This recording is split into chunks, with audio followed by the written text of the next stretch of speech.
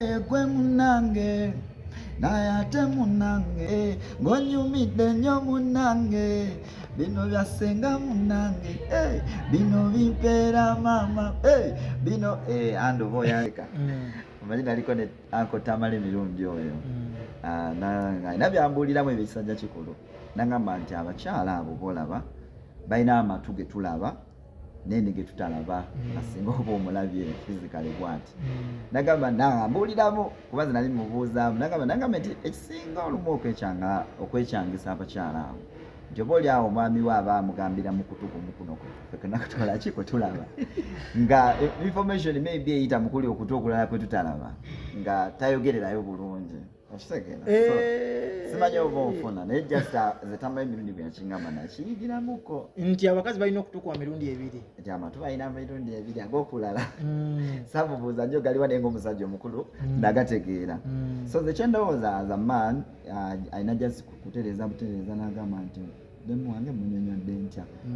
bacommunicatinge mu forms zonna zonna ezisobola okuwuliziganyizibwa so bano abakazi bayinza okuba bajja ng'ekibaleeta si balina ensonga endala gye bayisaawo nga tebaagala gimugamba kwegamba anko Tamala emirundi kyeyali agezaako okuntangaaza okitegedde wali oliddeko kino ekigambo kye bagamba nti bakuserera mu katale oyombesa kkubo okitegeera ng'oli ebimuyombya birala naye ate ng'ayogera ki nga tabijjaayo ayita walala ayita bbali so nno munnange oba ekyokutwala bano abaana owafalidda nga amaze obazaala kyekimuyinula well nze siyinza kumanya kikiyinula kikinyiza oli kikiyinula ono byabakati waabwe naye nze advice tenyinza okuwa omuntu tugambeko because Bruno kyali wange simirako buzibu oba nange ekiri ewuwe kisolo tuke wange nkya oba ewuwo omulala but me in my opinion nandirowoozeza nti bandifunye communication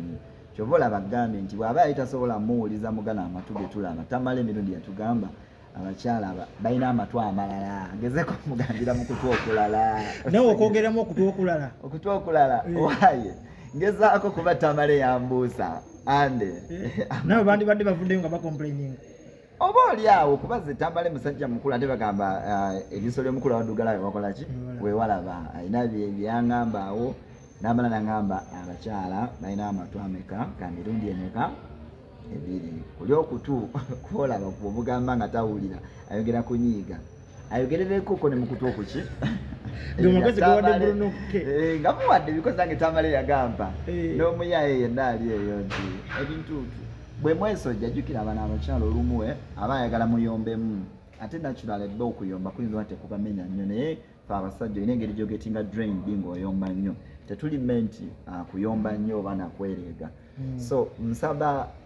Katonda abasansire bafune communication because bwemuba nga musobola owuliziganya nga bwe mwabitandika nga muli babiri era musobola obimaliriza nga muli babiri buli mbeera yonna kasita muba nga mulina communication kyendowooza era kyemusabira muganda wange bafune kulikayo mu bato twagikuba iya ddala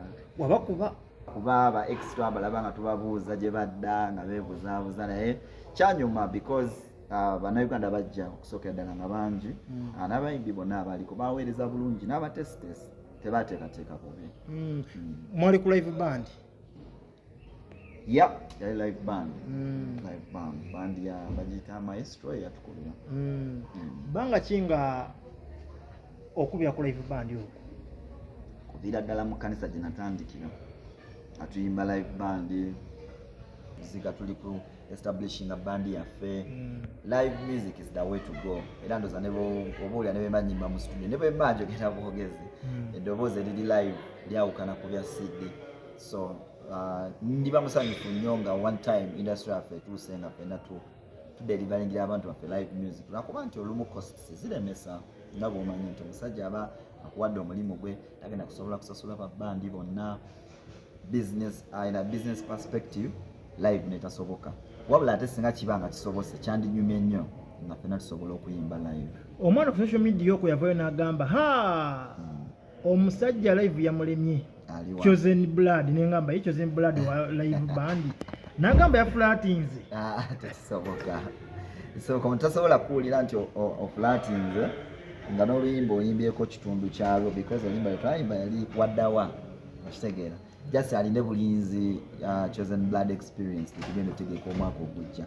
wayo tegenda kubaamu kwekwasa nange njesunze weewaawo n'abawagizi bange kimanyi bagyesunze so enteekateeka zikyagenda mu maaso nga ne Katonda tukwatiddeko tujja kuba tubagamba dates omwaka ogujja nga gutandikaawo